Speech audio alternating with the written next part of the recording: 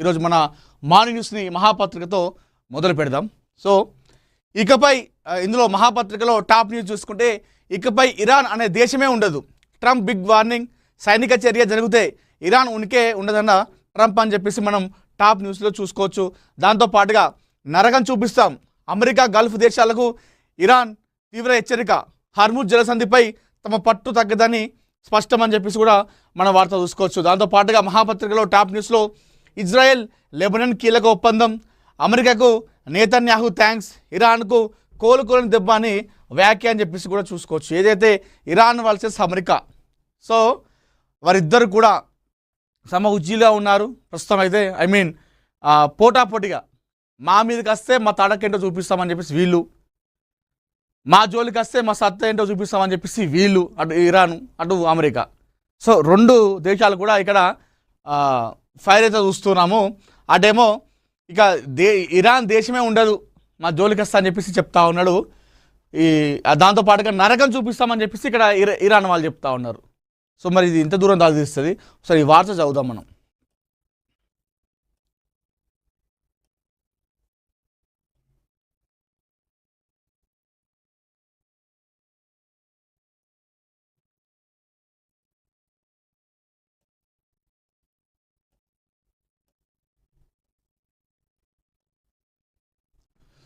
ఇది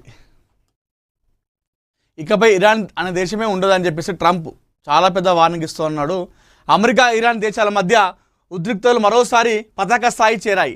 ఒకవేళ వాషింగ్టన్ సైనిక చర్యకు దిగాల్సి వస్తే కనుక ఇకపై ఇస్లామిక్ రిపబ్లిక్ ఆఫ్ ఇరాన్ అనే దేశమే ఉనికిలో ఉండదంటూ అమెరికా అధ్యక్షుడు డొనాల్డ్ ట్రంప్ అత్యంత తీవ్రమైన హెచ్చరికలు జారీ చేయడం జరిగింది. అదేవిధంగా ఇరాన్ లక్ష్యాలపై అమెరికా వరుసగా రెండో రోజు కూడా వైమానిక దాడులు నిర్వహించినటువంటి అనంతరం ట్రంప్ తన social media platform truth social వేదికగా ఈ వ్యాఖ్యలు చేశారు. ఇరు దేశాల మధ్య కుదిరిన కాల్పుల విరమణ ఒప్పందాన్ని టెహ్రాన్ పదే పదే ఉల్లంఘిస్తుందని ఆరోపించిన ట్రంప్ అమెరికా యుద్ధ విమానాలు, ఇరాన్కి చెందిన క్షిపణులు, డ్రోన్ నిల్వ కేంద్రాలతో పాటు తీర ప్రాంత రాడార్ స్థావరాలపై మెరుపుల దాడులు జరిగినట్టు ప్రకటించారు. ఒకానొక దశలో తాము శాంతియుతంగా ఉండలేమని, ఈ ఏడాది ఆరంభంలో తాము విజయవంతంగా ప్రారంభించిన పనిని సైనిక పరంగా పూర్తిగా ముగించాల్సి వస్తుందని, అదే కనుక జరిగితే ఇరాన్ అనే దేశమే అంతమైపోతుందని ఘాటుగా హెచ్చరించారు. ఏదైతే వాళ్ళ చర్చలు ఉన్నాయో ఆ చర్చలకు తూట్లు పొడుస్తూ ఉంది ఇరాన్ దేశము. సో ఉల్లంఘనకు పాల్పడుతూ ఉంది, కాల్పుల ఉల్లంఘనకు అని చెప్పేసి ఇక్కడ అమెరికా అయితే చెప్తా ఉన్నటువంటి పరిస్థితి కనిపిస్తూ ఉంది. దాంతోపాటుగా ఇరాన్ ఏం చెప్తా ఉంది, నరకం చూపిస్తాం, మధ్యప్రాచ్యం మరోసారి యుద్ధ జ్వాలలో రగులుతోంది. తమ దేశ భూభాగంపై అమెరికా శనివారం జరిపిన వైమానిక దాడులకు ప్రతీకారంగా Iran Islamic revolution guard corps ఆదివారం తెల్లవారుజామున రంగంలోకి దిగింది. కువైట్, బహ్రెయిన్లోని అమెరికా సైనిక స్థావరాలను లక్ష్యంగా చేసుకొని ఇరాన్ నౌకాదళం, ఏరోస్పేస్ బలగాలు సంయుక్తంగా భారీ ఎత్తున క్షిపణులు, డ్రోన్లతో విరుచుకుపడ్డాయి. సిరిక్ ప్రాంతంపై అమెరికా జరిపిన దాడుల వల్ల హార్ముజ్ జలసంధిపై తమకున్న పట్టు ఏమాత్రం తగ్గదని, నిబంధనలు ఉల్లంఘించే వారికి తగిన బుద్ధి చెప్తామని ఐఆర్జీసీ హెచ్చరించింది. అంతేకాకుండా రాబోయే రోజుల్లో ఈ ప్రాంతంలోని అమెరికా సైనిక స్థావరాలు నరకాన్ని చూపిస్తాయంటూ అత్యంత భయానక హెచ్చరికలు జారీ చేసింది. ఇరాన్ శనివారం రాత్రి కువైట్, బహ్రెయిన్లోని క్షిపణితో వర్షం కురిపించగా తమ వైమానిక రక్షణ వ్యవస్థలు శత్రువుల డ్రోన్లు, క్షిపణులను విజయవంతంగా అడ్డుకుంటున్నట్టు కువైట్ సైన్యం ధృవీకరించింది. ఇది కథ అమెరికా వర్సెస్ ఇరాన్. మరి ఇది ఎంత దూరం దారిస్తుంది, ఎక్కడికి వెళ్తుంది అనేది మనం చూడాలి.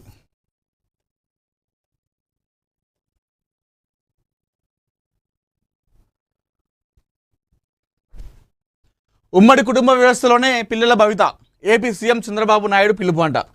నేటి సమాజంలో కనుమరుగవుతున్న ఉమ్మడి కుటుంబ వ్యవస్థ ప్రాముఖ్యతను ఆంధ్రప్రదేశ్ ముఖ్యమంత్రి చంద్రబాబు నాయుడు నొక్కి చెప్పారు.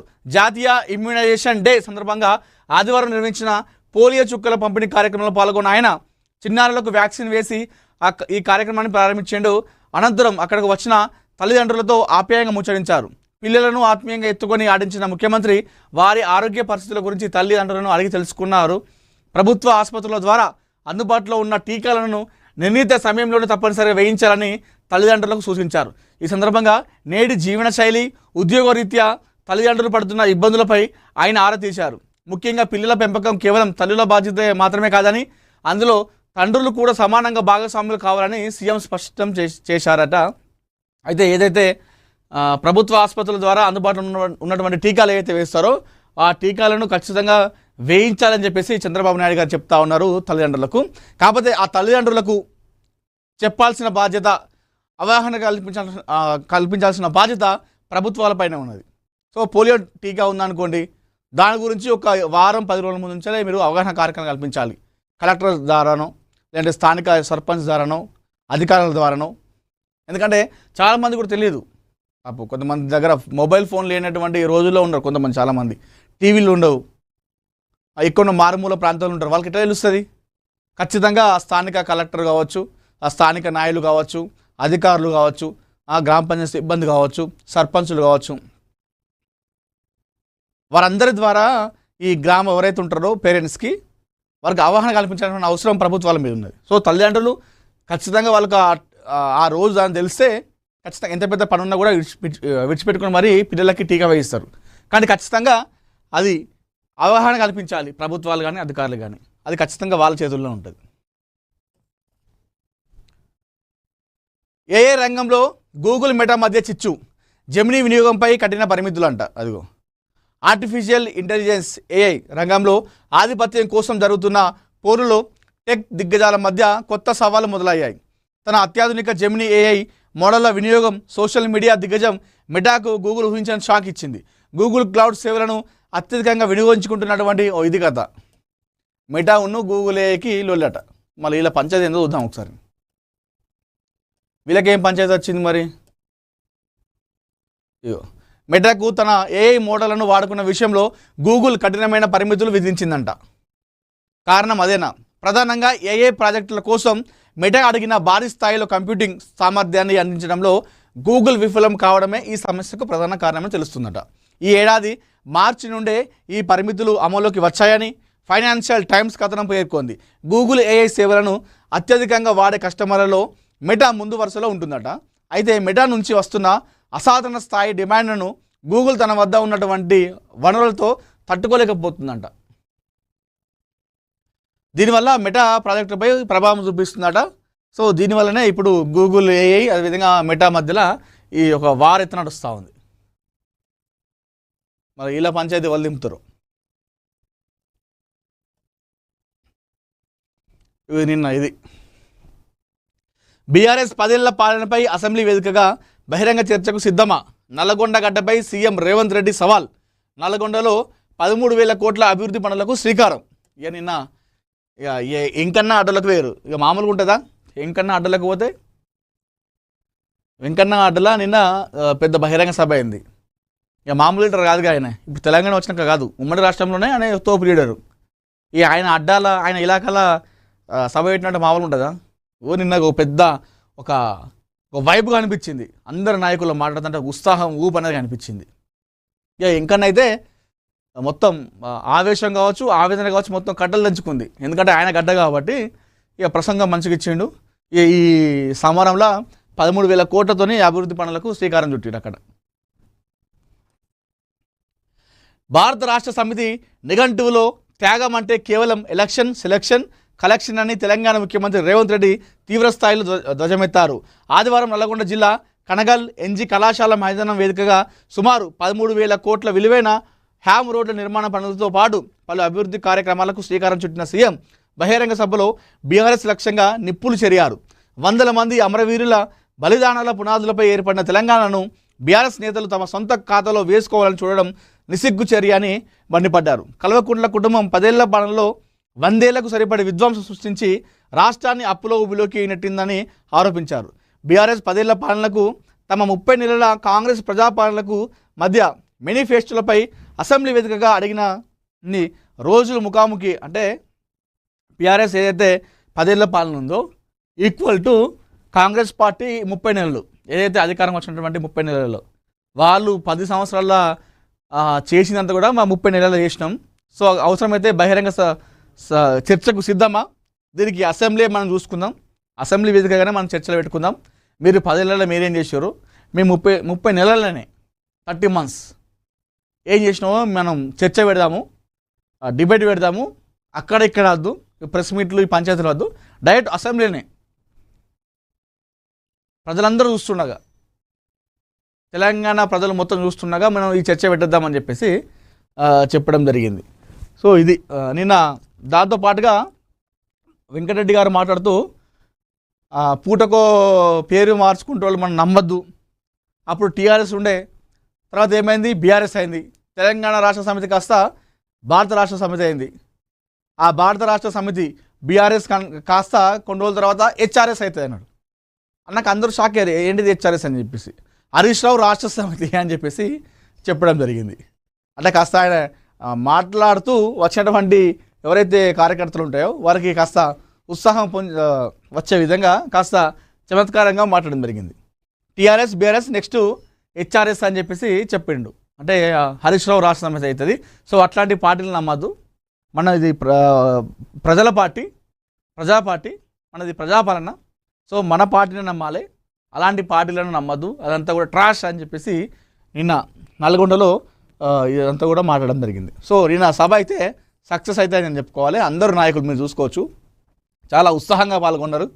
ఇక కొమ్మరెడ్డి ఇంకన్నా అంటే నెక్స్ట్ ఇక సీఎం రేవంత్ రెడ్డి గారి తర్వాత ఆయన అయినట్టుగా కాంగ్రెస్లో అంటే బట్టి ఉన్నప్పటికీ కూడా కాస్త మాస్ లీడర్గా ఎప్పుడూ వార్తల్లో ఉన్నటువంటి వ్యక్తి కొమ్మరెడ్డి వెంకటరెడ్డి గారు కాబట్టి సో నిన్న ఇక అక్కడంతా వైబ్ కనిపించింది. ఆ నాయకులు మొత్తం ఆ సంబరాలు, ఆ జోష్, ఆ ఉత్సాహం అంతా కూడా కనిపించింది నిన్న ఆ సభలు.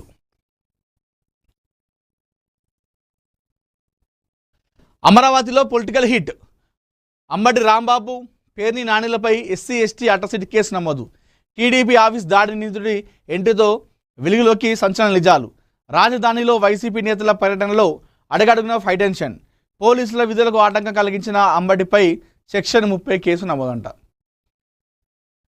ఇది కథ. ఏది అమరావతిలో రాజధాని గురించి నడుస్తుందిగా ఒక లొల్లి. అయితే ఈ లొల్లిలా దేవినేని అవినాష్, అదేవిధంగా పేర్ని నాని, అంబటి రాంబాబు వీళ్ళందరూ కూడా వేరు. ఇటు పేర్ని నాని మీద అదేవిధంగా దేవినేని అవినాష్ మీద కోడిగుడ్లతో దాడి చేశారు. అక్కడ ఉన్నటువంటి రైతులు, అంటే అమరావతి రైతులు అని చెప్పేసి కొంతమంది చెప్తా ఉన్నారు, మరికొంతమంది ఏమో వైసీపీ సానుభూతి పనులు ఏమంటున్నారంటే అది టీడీపీ వాళ్ళే దాడి చేశారని చెప్పేసి వాళ్ళే అంటున్నారు. సరే ఏదేమైనప్పటికీ కూడా అమరావతిలో మరి వీళ్ళు ఆల్రెడీ అయిపోయింది, అమరావతి రాజధాని చెప్పేసి జనాలు ఒప్పుకున్నారు. అమరావతి రాజధాని చేస్తా అన్న తర్వాతనే జనాలు కూటమి ప్రభుత్వాన్ని గెలిపించారు. సో అది రాజధాని విషయంలో జోలికి పోకుండా వీళ్ళు సపోర్ట్ చేస్తే బాగుండేది అనేది నా ఉద్దేశం. సో 3 క్యాపిటల్ ఏది 3 రాజధానులు పెడదామని చెప్పేసి అన్నదాన్ని జనాలు తిరస్కరించారు. అమరావతిని నేను రాజధాని చేస్తా, దాన్నే నిర్మించుకుందామని చెప్పేసి అన్న తర్వాత జనాలు వీళ్ళకు సపోర్ట్ చేశారు. సో ఆ సపోర్ట్ చేసిన తర్వాత ఈ అమరావతిలో ఎందుకంటే చాలామంది అక్కడ రైతులు భూములు ఇచ్చారు, పెద్ద అక్కడ బాగా కథ ఉన్నది. అక్కడ ఇలాంటి టైంలో మీరు ఇక్కడ అమరావతి వద్దు సపోర్ట్ అని చెప్పేసి మాట్లాడితే ఎవరికైనా కోపం వస్తుంది. సరే ప్రతిపక్షాలే కావచ్చు, మీకు మిత్రపక్షమైన ప్రతిపక్షమైన ఏదైనా సరే ఒకటి నడుస్తుందంటే దానికి మనం కొంచెం ముందుకెళ్ళి సపోర్ట్ చేయాలి, లేదా లైట్ తీసుకోవాలి, అక్కడికి ఆగిపోవాలి, విడిచిపెట్టేసేయాలి, ఏదో చేసుకోవాలని చెప్పేసి. వేరే ఏమైనా పనులు ఉంటాయి కదా, ఆ విషయంలోనే మీరు చేయొచ్చు, వాదనకు దిగచ్చు. అక్కడ రైతులు ఉన్నారు, చాలామంది రైతులు ఉన్నారు, మీరు అక్కడికి ఎలా చేస్తా అంటే నిన్న పేర్ని నాని గారి పైన అదేవిధంగా దేవినేని అవినాష్ పైన కోడిగుడ్లతో దాడి చేసారు అక్కడ ఉన్నవాళ్ళు. ఒక వ్యక్తి అయితే డైరెక్ట్ కాపుల ద్రోహి పేర్ని నాన్నగారు అని చెప్పేసి మాట్లాడుకుంటూ అరిచిండు.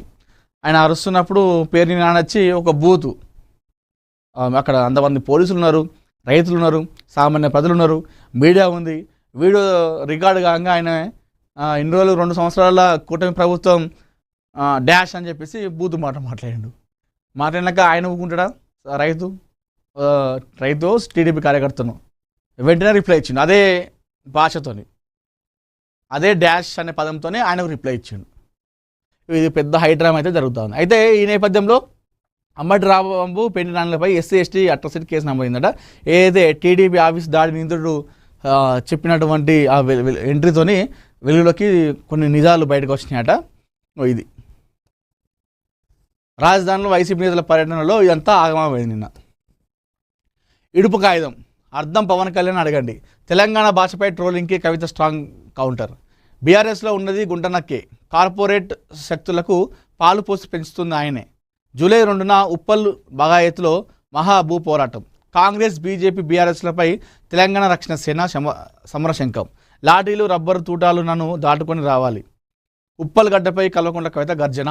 సో నిన్న కవిత ఎన్ని మాటలని కానీ ఈ మధ్యకాలంలో ఎప్పుడైతే పవన్ కళ్యాణ్ తెలంగాణకు వచ్చి రాజకీయం చేస్తా, తెలంగాణలో పార్టీ ఆఫీస్ పెడతా, తెలంగాణలో సభ పెడతా అని చెప్పేసి ఎప్పుడైతే అన్నాడో అప్పటి నుండి ఇప్పటి వరకు కవిత ఎన్ని ప్రెస్ మీట్లు పెట్టిందో ప్రతి ఒక్క ప్రెస్ మీట్లో పవన్ కళ్యాణ్ ప్రస్తావన లేకుండా ఆ ప్రెస్ మీట్ అనేది ముగించలేదు. ప్రతి ప్రెస్ మీట్లో ఖచ్చితంగా పవన్ కళ్యాణ్ గురించి మాట్లాడుతూ ఉంది. దానిలో బాగా నిన్న కూడా ఏదైతే ఇడుపు కాగితం ఉందో, అసలు ఇడుపు కాగితానికున్ను ఇప్పుడు ఈ కాంట్రవర్సీకున్ను పవన్ కళ్యాణ్కి వాసనకు సంబంధం లేదు. అయితే ఎవరో ఏదో పేరు చౌదరి అని చెప్పేసి ఏదో పేరుతోని సోషల్ మీడియాలో పెట్టిండు. ఏం పెట్టిండు? ఇడుపు కాగితం అనే దానికి మాకు తెలుగులో డబ్బింగ్ చెప్తారా, లేదంటే కింద సబ్ టైటిల్ ఇస్తారా అని చెప్పి పెట్టాడు. అది ఎంత దారుణం, అది మూర్ఖత్వం. అసంటోని ఏమనాలి? వాడు మూర్ఖుడా లేకపోతే దరిద్రుడా? అసంటోని ఏమనాలి? ఇప్పుడు మంచిగా ఉంటున్నాం కదా ఆంధ్ర తెలంగాణ. హైదరాబాద్లో ఆల్మోస్ట్ ఎక్కువ ఉన్నది ఆంధ్ర ప్రజలే. మరి ఇక్కడ జనాలు ఏమైనా కొడుతున్నారా తిడుతున్నారా? లేదు కదా. ఇక్కడ వాళ్ళు కూడా చాలామంది ఇక్కడ వైజాగ్లో విజయవాడలో ఎక్కడో ఒక దగ్గర ఏదో పని చేసుకుంటూ ఉన్నారు. మరి అక్కడ వాళ్ళు ఏమైనా కొడుతున్నారా? ఈ మధ్యలో రాజకీయాలు చేసేటోళ్ళు కావచ్చు, కొంతమంది కావాల్సుకొని పెట్టే వాళ్ళ వల్ల ఇట్లాంటి కథలు జరుగుతున్నాయి. ఇప్పుడు కాదు మరి ఇప్పుడు ఇన్ని సంవత్సరాలల్లా ఉమ్మడి రాష్ట్రంలో ఉన్నప్పుడు మరి ఎన్నో టైటిల్స్ వచ్చినాయి. మరి దానికి మాకు అర్థమవుతుంది అని చెప్పేసి అనుకున్నామా? అర్థం చేసుకున్నాం. అర్థం కాకపోయినా అర్థం చేసుకున్నాం భాషని. అంతేగాని మేము ఎటకారంగా అయితే ఏమనలే కదా ఎవరైనా కూడా. ఎందుకు అనవసరంగా లేనిపోని రచ్చ? ఆ వ్యక్తి అసలు మరి ఏ ఉద్దేశంతో పెట్టినో అర్థమవుతలేదు, కానీ అది కరెక్ట్ కాదు. దేనికి అయిపోయింది, రాష్ట్రం వచ్చేసింది, ఇప్పుడు కూడా బాయ్ అనుకుంటూ ఉంటున్నాం. ఇప్పటికి ఇక్కడ చాలామంది ఎక్కువ మంది ఉన్నది కూడా ఆంధ్ర ప్రజలే. మరి ఎవరేమంటున్నారు? ఎందుకు అనవసరంగా ఇడుపు కాగితానికి తెలుగు డబ్బింగ్ ఉంటుందా? ఎందుకు ఇవన్నీ నాకు అర్థం కాదు. దేనికోసం ఇవన్నీ? లేనిపోని పంచాయతీలు పెట్టకపోతే ఇప్పుడు వాడు కూడా ఏదో పెట్టినందుకు అది మొత్తం అంతా కలిపి తీసుకుపోయి ఇటు పవన్ కళ్యాణ్ మీద పడుతుంది. అది కవిత గారు ఏమన్నారు అంటే, ఇడుపు కాగితం అంటే మీకు తెలియదా? అయితే పవన్ కళ్యాణ్ అడుగురు చెప్తాడని చెప్పి. అంటే పవన్ కళ్యాణ్ని 2 సార్లు విడాకులు తీసుకున్నాడు కదా, విడాకులని మనం ఇడుపు కాగితం అంటాం మన ఇక్కడ భాషలో. సో అది అటు తిరిగి బాణం చక్కగా పోయి పవన్ కళ్యాణ్కి దగ్గర ఆగుతుంది. అది పాపం అసలు ఇలా సంబంధం లేదు వస్తాను కూడా పవన్ కళ్యాణ్కి. ఇప్పుడు ఎవరైతే ఈ ఆంధ్ర వాళ్ళు లేకపోతే తెలంగాణ వాళ్ళు ఏదైనా ఈ ప్రాంతీయ మధ్యలో ఏదైనా డిస్కషన్ వస్తే అది అటు తిరిగి లాస్ట్కు పవన్ కళ్యాణ్ గారికే అది పోతుంది. అది ఇప్పుడు అవసరం లేదు కదా. ఆ పెట్టిన వ్యక్తికి ఎందుకు పెట్టిండో అర్థమవుతలేదు. ఆ పెట్టిన వ్యక్తిని కనీసం పిలిచి మరి ఏమైనా అడుగుతున్నారా? మరి ఎందుకు ఇట్లా పెడుతున్నావు, దేనికి పెడుతున్నావు అని చెప్పేసి. ఇడుపుకాయ ఇప్పుడు మామిడి ఆకులు ఉంది. మామిడి ఆకులు జగపతి బాబు గారి సినిమా చాలా పెద్ద హిట్ అయింది. ఇప్పటికి కూడా తెలంగాణలో చాలామంది మహిళలకు ఆ సినిమా అంటే చాలా ఇష్టం. మామిడి ఆకులు అనగానే జగపతి బాబు మంచి సినిమా అంటారు. మరి మాకు అర్థం కాలే అనం కదా. ఎందుకు ఇవన్నీ లేని పని ఎందుకు ఇవన్నీ రాకున్నట్టుగా అవసరం లేని పంచాయతీ ఇదంతా. కలిసి ఉన్నాం మంచిగా ఉందాం అంతే. మీ ఇడుపు కాగితం ఏంటిది, దీనికి ఏమైనా డబ్బింగ్ ఉన్నదా, తెలుగు డబ్బింగ్ ఉంటుందా, సబ్ టైటిల్స్ ఉన్నాయా అంటే ఇది కావాల్సుకొని కాకపోతే దాన్ని ఏమంటారు? ఇట్లా మాట్లాడే వాళ్ళని ఏమంటారు తెలంగాణలో అంటే మదం అంటారు. మదం ఎక్కిన మాటలు అంటారు మా తెలంగాణ భాషలో. అవసరం లేని పంచాయతీ, అది అవసరం లేని కథ. ఇడుపు కాగితం నచ్చితే సినిమా చూడు, అర్థం కాకపోతే గూగుల్లో కొడితే 1 నిమిషాలు ఇచ్చిస్తుంది ఇడుపు కాగితం అంటే ఏంటి అంటే. దాన్ని అర్థం చేసుకో. ఇప్పుడు నీకు ఫ్లూయెంట్ ఇంగ్లీష్ నీకు వస్తుందా? అమెరికాలో సినిమాలో ఉన్న సినిమా మరి ఇక్కడ చూస్తలేవా? పెద్ద సినిమాలన్నీ ఎట్లా వస్తున్నావు? హిందీ నీకు వస్తుందా? మరి హిందీ నీకు ఎట్లా వస్తున్నావు? భాష ముఖ్యం కాదు, భావం ముఖ్యం సినిమాలో. అది తెలుసుకుంటే చాలు. సో నిన్న ఇడుపు కాగితం ముచ్చట అర్థం పవన్ కళ్యాణ్కి మంచిగా తెలుస్తుంది. ఆయనకు 2 సార్లు ఇడుపు కాగితం అయిందిగా, ఆయన అడుగురు చెప్తాడు అని చెప్పేసి తీవ్ర స్థాయిలో మండిపడ్డది. ఈ తెలంగాణ భాషపైన ట్రోలింగ్ మీద కవిత గారు బాగా అంటే బాగా పెద్ద కౌంటర్ చేశారు. అది ఇందాక నేను చెప్పినట్టు అటు తిరిగి బాణం అది పవన్ కళ్యాణ్కే పోతుంది, తాకుతుంది. తెలంగాణ గురించి ఏది వచ్చినా కూడా ఆయనకు సంబంధం లేని దానిలో కూడా.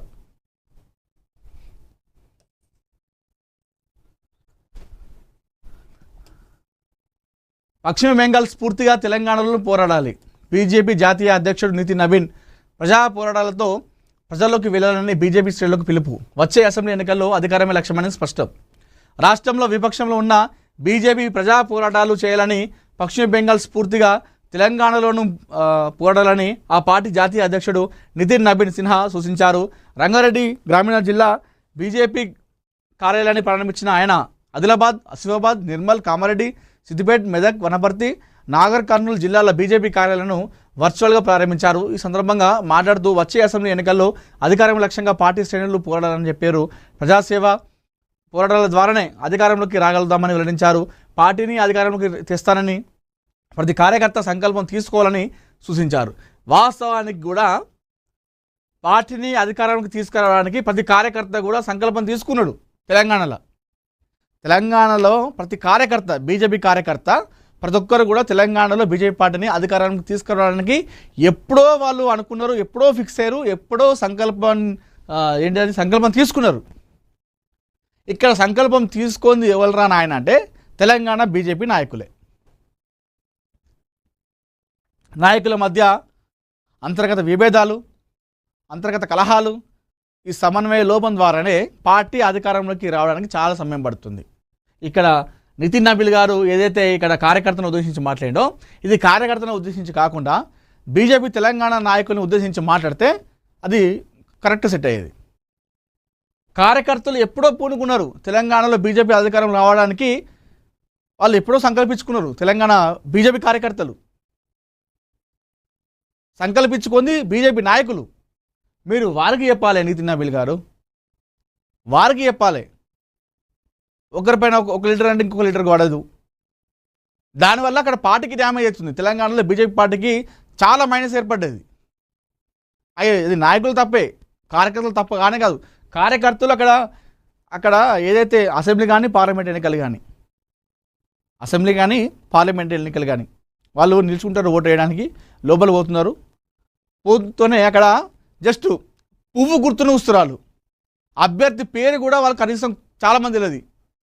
అక్కడ పువ్వు గుర్తుందా పోయి బ్లైండ్గా పోయి వాళ్ళు ఓటేస్తారు అక్కడ. ఆ విధంగా ఉన్నారు కార్యకర్తలు. తెలంగాణలో బీజేపీ కార్యకర్తలు ఆ విధంగా ఉన్నారు. అభ్యర్థి మాకు సంబంధం లేదు, మాకు అక్కడ బీజేపీ పార్టీ గుర్తుగా అనిపిస్తుందా పోయి మీకు గుద్దుతాం అంతే అన్నట్టుగా ఉన్నారు కార్యకర్తలు. తెలంగాణలో బీజేపీ కార్యకర్తలు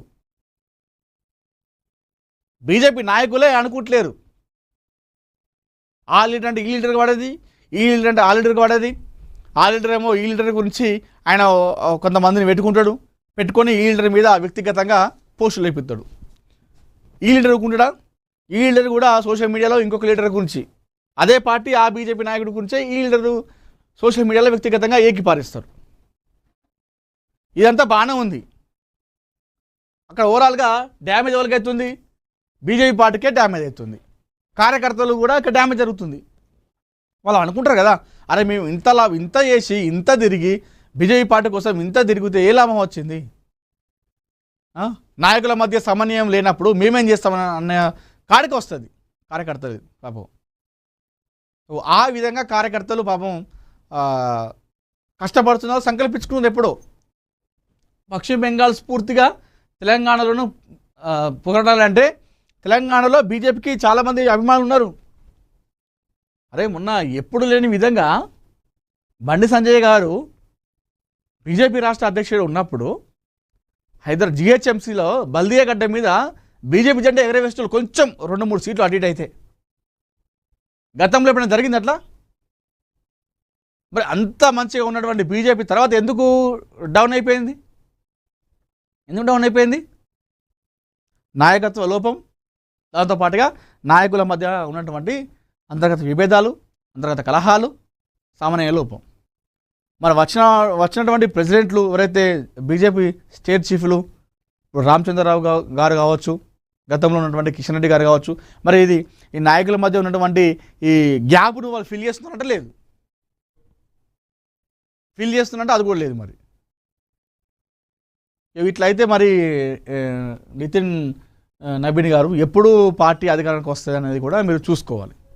ఈ మాట ఏదైతే ప్రతి కార్యకర్త బీజేపీ పార్టీని అధికారానికి తీసుకురావడానికి సంకల్పించుకోవాలంటే సంకల్పించుకున్నారు కార్యకర్తలు. సంకల్పించుకుంది ఎవరురా నాయన అంటే బీజేపీ నాయకులే. బీజేపీ నాయకులే మీరు వాళ్ళు సంకల్పించుకోలేదు. ఈ మాట మీరు వాళ్ళకి చెప్తే ఇది కరెక్ట్. వాళ్ళ మధ్యలో ఈ అంతర్గత విభేదాలు కలహాలు లేకపోతే కనీసం అధికారం కాదు ప్రతిపక్షంలో సెకండ్ ప్లేస్ కైనా వస్తుంది నెక్స్ట్ టైం బీజేపీ. ఫస్ట్ మీరు ఆ గ్యాప్ని ఫిల్ చేయండి,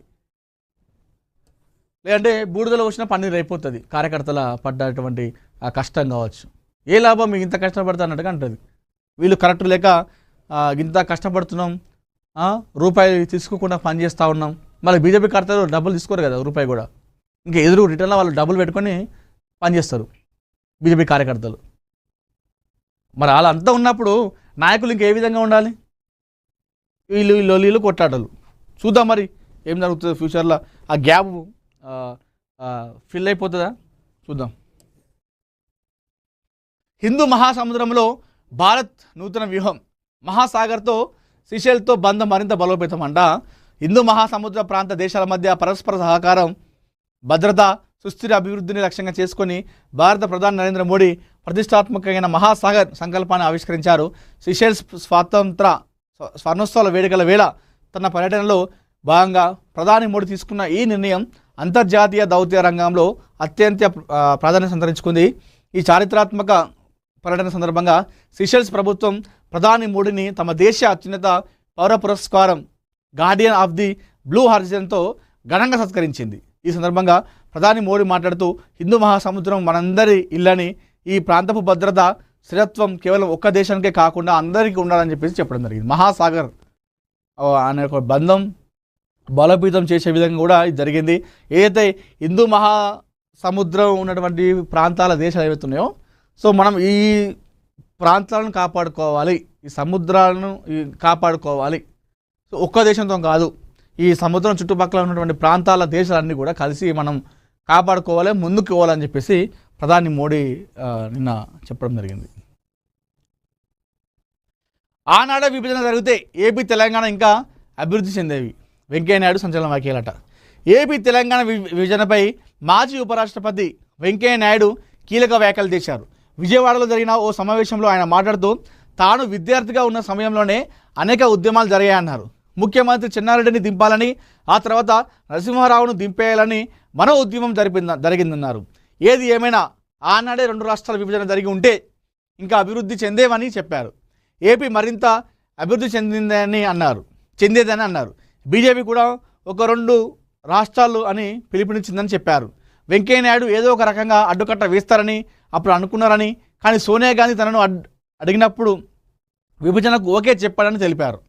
సోనియా గాంధీ వచ్చి మీరు సీరియస్గానే చెబుతున్నారా అని అడగ్గా అవుననే సమాధానం ఇచ్చానని అన్నారు. ఆ తర్వాత దిగ్విజయ్ సింగ్, మురళీదేవరా తన వద్దకు వచ్చి బీజేపీ తెలంగాణకు అనుకూలమే మీరు ఏదో ఒక రకంగా అడ్డుకట్ట వేస్తారా అని అంతా అనుకుంటున్నారని చెప్పారన్నారు. తాను పార్టీ సిద్ధాంతానికి కట్టుబడి పనిచేసే వ్యక్తినని, 2 రాష్ట్రాలు ఏర్పడాలనే దానికి తాను వ్యతిరేకం కాదని చెప్పినట్టు తెలిపారు. కానీ ఆంధ్రప్రదేశ్కు తగిన న్యాయం జరగాలని, దానికోసం పోరాడతానని చెప్పినట్టు వెల్లడించారు. ఆ రోజు రాత్రి 2 గంటల వరకు వాదోపవాదనలు జరిగాయన్నారు. తాను ఏపీకి తగిన న్యాయం కోసం ప్రభుత్వంతో గట్టిగా వాదించారని అన్నారు. ఇది ఓకే.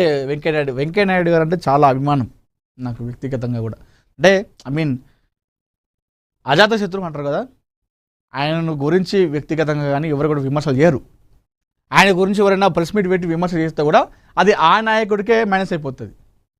వెంకయ్యనాయుడు గారి గురించి మాట్లాడితే అంత మంచి పేరు సంపాదించుకున్నారు వెంకయ్యనాయుడు గారు. వాళ్ళ బహుభాష ఏదో అంటారు, ఎన్నో భాషలు వస్తాయని చెప్పేసి ఆయనకు. పివి నరసింహారావు గారి తర్వాత ఇండియాలో ఉన్నటువంటి ఎన్ని భాషలు ఉన్నాయో ఆయన తర్వాత ఈయనకి ఎక్కువ భాషలు వస్తాయని చెప్పేసి చెప్తారు. అనర్గళంగా మాట్లాడతారు. మీరు స్పీచ్ చూడండి, మామూలుగా మనం చూస్తే ఫాస్ట్ చదువుతాం కదా, ఆయన ఆ విధంగా చదువుతాడు. హిందీ కానీ ఇంగ్లీష్ కానీ తెలుగు కానీ ఆ స్పీచ్ ఏదైనా సరే ఫటాఫట్ మాడకుండా వెళ్ళిపోతాడు. మళ్ళీ అందులో ఒక ఒక క్లారిటీ ఉంటుంది మాట్లాడదాంట్లో. అయితే గతంలో ఎప్పుడో చెన్నారెడ్డి ఉన్నప్పుడు కానీ పివి నరసింహారావు గారు ఉన్నప్పుడు కానీ తెలంగాణ ఉద్యమం గురించి లొల్లి జరిగినప్పుడు నేను సపోర్ట్ చేస్తా, 2 రాష్ట్రాలు విడిపోతే మంచిదని చెప్పేసి అన్నారట. సోనియా గాంధీ వచ్చి కూడా అడిగిందంట, అడిగితే మీకు ఇష్టమైనట చేస్తా అని చెప్పినట. ఏది నువ్వు నిజంగా చెప్తున్నావా వెంకయ్య నాయుడు జీ అని చెప్పేసి సోనియా గాంధీ అంటే, అవును నేను 2 రాష్ట్రాలు విడిపోతే మంచి అని చెప్తున్నా అని చెప్పేసి చెప్పగానే వీళ్ళు షాక్కి గురయ్యారట. ఇదంతా జరిగిందట అప్పుడు, ఇప్పుడు చెప్తా ఉన్నారు. మరి అప్పుడు ఓకే వెంకయ్య నాయుడు గారు, మరి ఏదైతే మలిదశ ఉద్యమంలో మరి అప్పుడు మీరు సపోర్ట్ చేసినట్టుగా నాకు అయితే అనిపిస్తలేదు. మరి అప్పుడు మీరు న్యూట్రల్గా ఉన్నారా లేదంటే సపోర్ట్ చేయలేదా? అప్పుడు ఎప్పుడో ఉద్యమం 2 సార్లు జరుగుతూనే మీరు సపోర్ట్ చేసినా అని చెప్పారు, 2 రాష్ట్రాలు విడిపోతాయని చెప్పేసి. మరి ఎప్పుడైతే మలిదశ ఉద్యమం 2009 నుండి 2014 మధ్యలో జరిగినటువంటి ఈ తెలంగాణ ఉద్యమంలో మీరైతే మరి సపోర్ట్ చేసినట్టుగైతే నాకైతే అనిపించలేదు. మరి సపోర్ట్ చేస్తే మరి న్యూట్రల్గా ఉన్నాడా లేదంటే మొత్తానికి లైట్ తీసుకున్నాడు అనేది కూడా మనం. బంగ్లా రాజకీయాల్లో షేక్ హసీనా సంచలన ప్రకటన, ఈ ఏడాది స్వదేశానికి తిరుగు ప్రయాణం. ఇది పూణే వ్యాపారవేత్త కేతన్ అగర్వాల్ హత్య కేసు, లోహాగఢ్ కోటలో క్రైమ్ సీన్ రీకన్స్ట్రక్షన్ అట. ఇది ఎంత దారుణం అంటే ఈ వార్త చదువుదాం. ఒక వ్యాపారవేత్తను చూపిస్తాను, ఎంత దారుణం అంటే ఇది.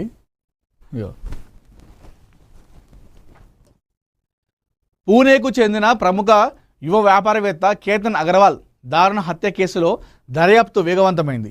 ఈ సంచలన ఘటన జరిగి 10 రోజులు గడుస్తున్న నేపథ్యంలో కేసును అన్ని కోణాల్లో ఛేదించేందుకు పోలీసులు రంగంలోకి దిగారు. ఇందులో భాగంగా ప్రధాన నిందితుడైన సియా గోయల్, చేతన్ చౌదరిలను హత్య జరిగిన లోహాగఢ్ కోట వద్దకు తీసుకెళ్లి క్రైమ్ సీన్ రీకన్స్ట్రక్షన్ నిర్వహించారు. మరి ఇక్కడ క్రైమ్ రీకన్స్ట్రక్షన్ అంటే ఇప్పుడు ఈ సియా గోయల్ ఈ చేతన్ చౌదరిని తోసిస్తుంది. మరి అంటే సీన్ రీకన్స్ట్రక్షన్ అంటే అక్కడ ఏదైతే ఘటన జరిగిందో ఆ రోజు ఏం చేసినో ఇక్కడ చూపెట్టాలన్నట్టు.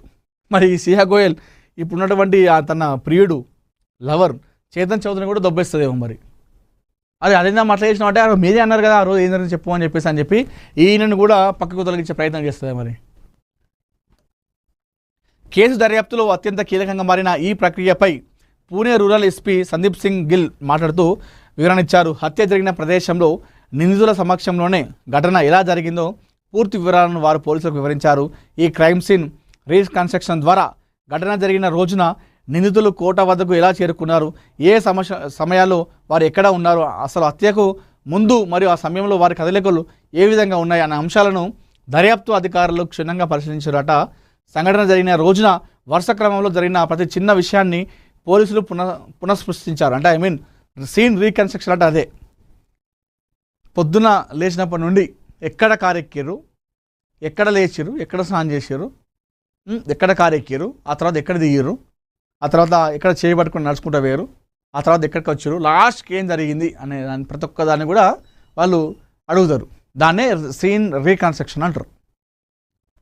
అయితే పాపం కేతన్ అగర్వాల్ను సియా గోయల్కి ఇద్దరి మధ్య అతను ఒక వ్యాపారవేత్త, కొన్ని కోట్ల ఉంది. సియా గోయల్ వ్యాపారవేత్త అగర్వాల్ ఇద్దరు సెట్ అయిపోయింది. ఇక పెళ్ళి ఉంటుంది అనంగా అప్పటికే ఎంగేజ్మెంట్ కూడా అయింది అనుకుంటా వాస్తవానికి కూడా. వాళ్ళు పాపం ఆమెకు ఎన్నోసార్లు కారులో ఉండి తను ప్రపోజ్ చేయడం కావచ్చు, గిఫ్ట్లు ఇవ్వడం కావచ్చు, చాలాసార్లు కూడా వీడియో రికార్డ్ చేసి మరి ఆమెకు తను ఏమంటారు సడన్గా మనం చేస్తే అది ఉంటుంది కదా సర్ప్రైజ్, అట్లా చేసాడు. ఆ టైంలో ఆమె యాక్టింగ్ చూడాలి నాయన, సియా గోయల్ యాక్టింగ్ ఆమె నిజంగా సినిమాలోకి తీసుకోవాలి. ఏం యాక్టింగ్ అంటే వావ్ అన్నట్టుగా ఇట్లా ఇట్లా పట్టుకొని వావ్ అని చెప్పేసి ఆమె అతను అగ్గి చేసుకోవడము, అంటే సర్ప్రైజ్ అయ్యి నా కోసం ఇచ్చిందని చెప్పి అంత ప్రేమ ఉన్నట్టుగా చేసింది. ఆ వీడియోలు ఇప్పుడు బాగా వైరల్ అవుతున్నాయి. నీ యాక్టింగ్ దండవే తల్లి అని చెప్పేసి అందరూ పోస్టులు పెడతా ఉన్నారు. అంత నటించింది. అయితే అప్పటికేమే చేతన్ చౌదరి అనేటువంటి వ్యక్తితోని ఈ సియా గోయల్కి ఇద్దరు లవర్స్. ఆమెకి ఇది ఇష్టం లేదు. ఇష్టం లేనప్పుడు మన పేరు ఏం పేరు, మై డియర్ కేతన్ అగర్వాల్, నాకు నువ్వంటే ఇష్టం లేదు, నాకు ఆల్రెడీ ఒక ఉన్నాడు, లవర్ ఉన్నాడు, నేను అతన్నే పెళ్లి చేసుకుంటా, అతనితోనే ఉంటా, దయచేసి నాకు వద్దు అంటే మర్యాదగా తప్పుకును, మర్యాదగా పక్కకి వెళ్ళిపోవు. అనవసరంగా నువ్వు ప్రాణం తీతివి, ఒక మనిషి వెళ్ళిపోయి, ఒక మనిషి లేకపోయా, ఇప్పుడు మీరు ఇద్దరు పెళ్లి చేసుకోకుండా పోయి ఎన్నో జైళ్ళలో కూర్చుంటారు. సమాజంలో మీరు ఇప్పుడు తూచి అని కనకచ్చారు. ఏం లాభం వచ్చింది ఇప్పుడు? ఇలా ఎవరికి లాభం వచ్చింది?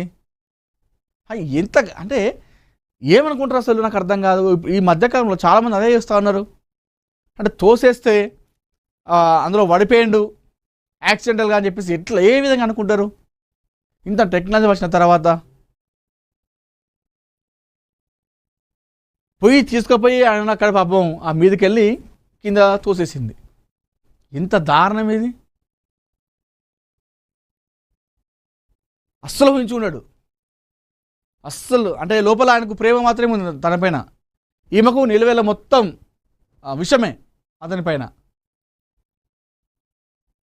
ఆ తోసేసేటప్పుడు, ఆ గాలిలో ఉన్నప్పుడు, ఆ మధ్యలో ఏదైతే దూకే టైంలో మధ్యలో చూసిన తర్వాత అన్నీ గుర్తొచ్చినాయి కావచ్చు మొత్తం ఆయనకు. ఇతనికి ఎంత బాధపడ్డాడు. ఇంకో ఇటువంటి జరుగుతున్నాయి. సియా గోయల్ అనేటువంటి మహిళ ఇంత దారుణానికి ఒడిగట్టింది ఈ యువతి. ఇలాంటి వారిని ఏం చేయాలి? ఇంత టెక్నాలజీ జరుగుతున్నా కూడా ఇప్పటికీ ఆ విధంగా తోసేయడము, చంపడం, డ్రమ్ములు పెట్టి చంపడము, గ్రైండర్లు పెట్టి చేయడము, ఏంటి ఇది? ఒకసారి చెప్పి చూస్తే అయిపోయేది మర్యాదగా. నాకు ఇష్టం లేదు కేతన్, నేను ఆల్రెడీ రిలేషన్లో ఉన్నాను, సో ప్లీజ్ నన్ను వదిలిపెట్టు అని చెప్తే విడిచిపెట్టేవాడేమో, అర్థం చేసుకుని లైట్ తీసుకునేవాడేమో. ఏం అవసరం నువ్వు నమ్మించుడు ఎందుకు, ఓకే అని చెప్పాడు ఎందుకు, పోయి తోసి చంపుడు ఎందుకు? ఇప్పుడు ఆ వ్యక్తి ఆ కుటుంబాన్ని కాకుండా చేసినావు, నువ్వు నీ కుటుంబం కాకుండా చేసినావు, నీ రిలేషన్తో కాకుండా ఇద్దరితో కలవకుండా అయిపోయి ఇప్పుడు ఇద్దరు జైల్లో కూర్చొని చెప్పకూడదు పడుతుంది. కనీసం బేసిక్ సెన్స్ ఉండదు అంటారు చూసినా, అట్లాంటి వ్యక్తులు ఇలాంటి వాళ్ళు.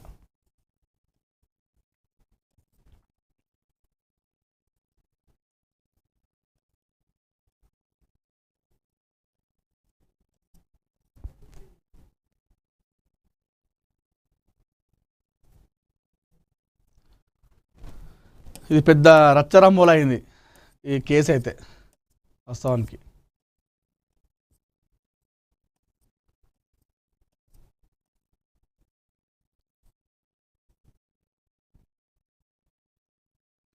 అనిరుద్ధ్ కావ్య మారని పెళ్ళి కన్ఫామ్ అవుతుందంట. ఎస్ఆర్హెచ్ టీమ్ ఓనర్ తెలుసుగా, ఐపీఎల్ ఎస్ఆర్హెచ్ మన హైదరాబాద్ టీం ఓనర్ కావ్య మారన్, అదేవిధంగా మ్యూజిక్ డైరెక్టర్ అనిరుద్ధ్, మనందరం ముద్దుగా బక్కోడు అని చెప్పి పిలుస్తారు కదా, వీళ్ళిద్దరికి పెళ్ళి అవుతుందంట.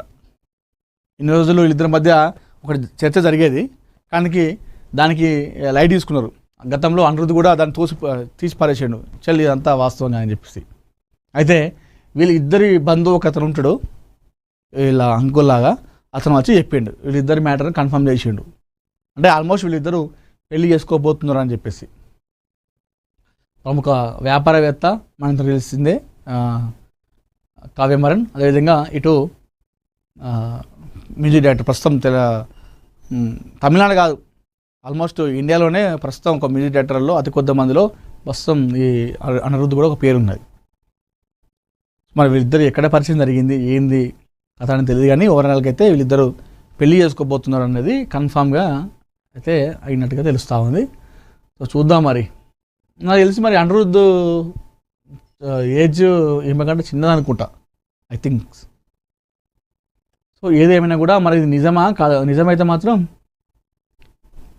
ఇటు మరి ఎస్ఆర్హెచ్ మనోడేమో సిఎస్కేకి సపోర్ట్ చేస్తాడు, ఎవరు అనిరుద్ధ్, ఎందుకంటే తమిళనాడు కాబట్టి. ఇక్కడ ఈమె ఏమో మన ఎస్ఆర్హెచ్ టీమ్ ఓనర్ హైదరాబాద్కి సపోర్ట్ చేస్తుంది. ఒకవేళ పెళ్ళైతే మరి అనిరుద్ధ్ సిఎస్కే సపోర్ట్ చేస్తాడా లేకపోతే హైదరాబాద్ సపోర్ట్ చేస్తాడా? ఈ పెద్ద టాస్కే. ఓజీ యూనివర్స్లో నేతాజీ సుభాష్ చంద్రబోస్ సుజిత్ ప్లాన్ తెలిస్తే మైండ్ బ్లాక్ అవ్వాల్సిందే. సో మరొకసారి fan boy Pawan Kalyan cult fan Sujith తన అభిమాన హీరోను ఏ విధంగా చూడాలనుకున్నారో అభిమానులు ఆ విధంగా చూపించింది ఓజీ సినిమాలో. బ్లాక్ బస్టర్స్, పవన్ కళ్యాణ్ చరిత్రలోనే అతిపెద్ద బ్లాక్ బస్టర్ అది. 100 కోట్ల క్లబ్లోకి తీసుకుపోయాడు first cinema Sujeeth. Fan boy కాబట్టి అభిమానులు ఆయన ఏ విధంగా చూడాలనుకున్నారో ఆ విధంగా చూపించేసాడు. అయితే OG2 పైన పవన్ కళ్యాణ్ వచ్చి నేను చేస్తున్నా అని చెప్పడము అంటే అర్థం చేసుకోండి, ఓజీ కథ చెప్పే విధానం పవన్ కళ్యాణ్ ఆ విధంగా నచ్చింది. మిగతా సినిమాలపైన ఆయన ఫోకస్ లేదు, నేను చేయనని చెప్పేసి అంటూ ఉన్నాడు పవన్ కళ్యాణ్ ఈ మధ్యకాలంలో రాజకీయాలకు వెళ్ళి. అయితే OG2 ఆయనకు అంతా పెట్టుకున్నాడు. మొన్న ఇద్దరు కలిసారు, ఆ కథ చెప్పగానే సుభాష్ చంద్రబోస్ అని చెప్పేసి ఉంటుందట అని చెప్పి, అదేవిధంగా ఈ హ్యాజ్ ఎ పెట్ అని చెప్పేసి ఒక మాట చెప్పిండు. ఆ డ్రాగన్ పెట్టేంద్ర నాయన అని చెప్పేసి కొన్ని లక్షల మంది, కొన్ని వేల పోస్టులు అంటే పవన్ కళ్యాణ్తో డ్రాగన్ ఉన్నట్టుగా పట్టుకుని వచ్చినట్టుగా సుజిత్ కూడా షాక్ అయ్యేటువంటి ఎడిటింగ్ చేస్తున్నారు పవన్ కళ్యాణ్ ఫ్యాన్స్. ప్రస్తుతం కొన్ని మీమ్స్ వస్తున్నాయి, ఇక మీరే చేసేయండి సినిమా, ఇక నేనెందుకు అని చెప్పేసి చెప్తాడు సుజిత్. అట్లున్నాడట వీళ్ళ ఎడిటింగ్ చూసి, ఇక సినిమా మీరే చేసారు నేనెందుకు అని చెప్పేసి సుజిత్ అన్నట్టుగా మీమ్స్ తయారు చేస్తున్నారు. సో OG2 కూడా పక్కా బ్లాక్ బస్టర్ హిట్ కాబోతుంది ముందే చెప్తుంది. ఎందుకంటే సుభాష్ చంద్రబోస్ సినిమాలో ఉండబోతున్నట్టుగా మనకు ఆనవాళ్ళు OGలో లాస్ట్లో చెప్పడం జరిగింది. ఆ కథ అతను ఆ విధంగా ఎందుకు ఓజస్ గంభీరంగా ఎందుకు మారిండు అనే కథ మొత్తం కూడా మనకు OG2లో కనిపిస్తుంది. ఇక వీటన్నిటితో పాటుగా మనకు బ్యాడ్ న్యూస్ నిన్న ఇండియాకి క్రికెట్ విషయంలో. ప్రస్తుతం మహిళల క్రికెట్ వరల్డ్ కప్ జరుగుతూ ఉంది.